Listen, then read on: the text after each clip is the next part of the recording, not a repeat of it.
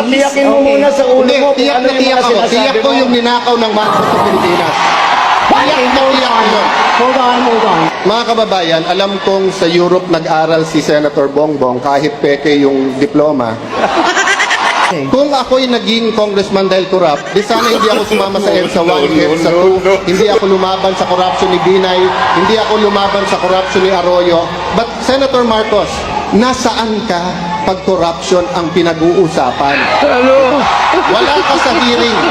Sabi mo kanina, Senator Marcos, matagal tayong magkapartido, bakit ngayon lang bringing up?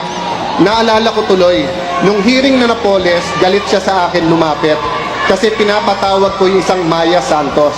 Ngayon ko lang nalaman bakit. Kasi lumalabas, doon sa final ngayon sa Ombudsman, yun pala ang in-between ni Senator Bongbong at ni Napoles.